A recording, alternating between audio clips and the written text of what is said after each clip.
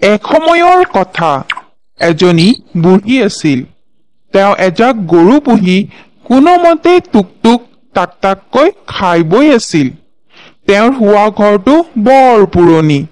তাৰ ছালৰ খেৰবোৰ উৱলি গৈছে দেখি উৰুখি বৰষুণৰ পানী পৰে।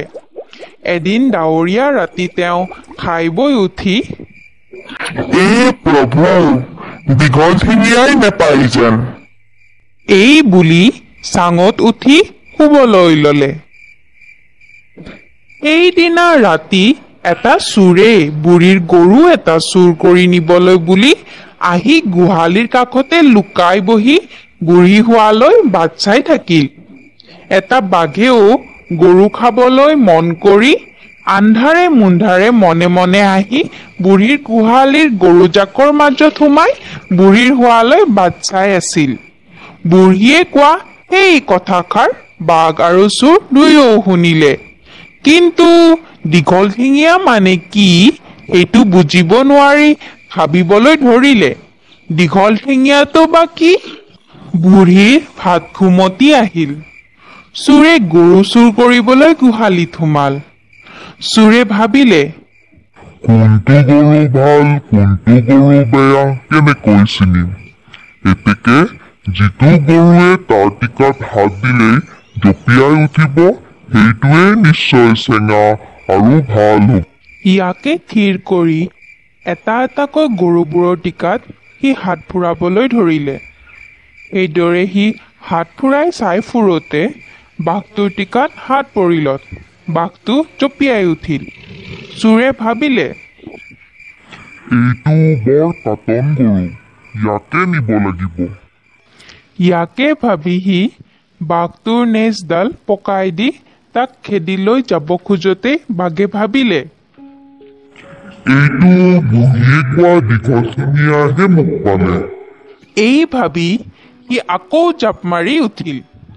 চোৰে ভাবিলে, ই কম গৰু নহয়, ইয়াৰ পিঠিত নুঠিলে ইয়াক লৈ যাব নোৱাৰিম। ইয়াকে ভাবি চোৰ জাপ মাৰি বাঘৰ পিঠিত উঠিলতে বাঘে ঠিক তাক দীঘল ঠেঙীয়াই ভালকৈয়ে পালে বুলি থিৰ কৰি গোহালিৰ পৰা ওলাই চেকুৰি লৰ মাৰিলে। চোৰেও গৰুটোৰ কেৰামতালি দেখি বুজিলে, এইটো গৰু নহয় কিবা দীঘল ঠেঙীয়াহে। আজি মোক সঁচাকৈয়ে দীঘল ঠেঙীয়াই ভালকৈয়ে পালে। বাঘ লৰ মাৰি হাৰিল। সি হাবিৰ ভিতৰ পাই অলপ উশাহ লৈ ভাবিলে, তাক ঘাৰ মুকটোৱাই নহয় পেপা কঢ়াইহে পাইছিল। ইফালে চোৰে হাতৰ নেঙুৰডাল পিটিকি জিটিকি চাই দেখিলে যে সেইডাল গৰুৰ কি আন জন্তুৰ নেজ নহয়, বাঘৰহে নেজ। তেতিয়াহে তাৰ বৰ ভয় লাগিবলৈ ধৰিলে। ৰাতি তেতিয়া ভালেমান আছিল। সেই দেখি সি ৰাতিটোৰ বাকীডোখৰ কটাবলৈ ওচৰৰে ওখ আম গছ এজোপাত উঠিল। ইফালে বাঘে হাবিত সোমাই তাক পেপা কঢ়াই পোৱা কথা তাৰ লগৰীয়া ভাই বন্ধুহঁতক কলত সিহঁতে গুণি গাঁঠি থিৰ কৰিলে যে এইটো বৰ লাজৰ কথা হ'ল। আমি বনৰ ৰজা, এতেকে আমাৰ লগৰীয়া ভাই ৰজা এজনক পেপা কঢ়াই এনে লঘু-লাঞ্ছনা কৰিব, ই বৰ অমোহনীয় কথা। সেই দেখি সকলোবোৰ বাঘে লৰালৰিকৈ মেল পাতি ইয়াকে আলোচ কৰিলে যে অলপো পলম নকৰি তেতিয়াই সিহঁতে পেপা কঢ়াৰ বিৰুদ্ধে যুদ্ধ যাত্ৰা কৰা উচিত। দুকুৰিমান বাঘে পেপা কঢ়াক বিচাৰি চলাথ লগালে, কিন্তু কতো সিহঁতে পেপা কঢ়াক নেদেখিলে। শেহত এটা বাঘৰ চকু সেই আমজোপাৰ আগত পৰিলত। সি পেপা কঢ়াক তাত বহি থকা দেখিলে। সেইটো পেপা কঢ়া বুলি আঙুলিয়াই দেখুৱালত এটাইবোৰ বাঘে একেবাৰে হাউৰি মাৰি উঠিল। কিছুপৰ সিহঁতে ভাবি চিন্তি বুদ্ধি এটা সাজিলে। পেপা কঢ়াক ঢুকি পাবলৈ সিহঁতে এটাৰ পিঠিত এটা আকৌ সেইটোৰ পিঠিত আন এটা সেইদৰে উঠি উঠি ওখ হৈ গল। চোৰে ভাবিলে, এতিয়া সৰ্বনাশ, এতিয়াহে বিপাঙে মৰিলো। তৎক্ষণাৎ চোৰেও এটা বুদ্ধি উলিয়ালে। সি দেখিলে যে নিচেই তলত পেপা কঢ়াই পোৱা সেই বাঘটো।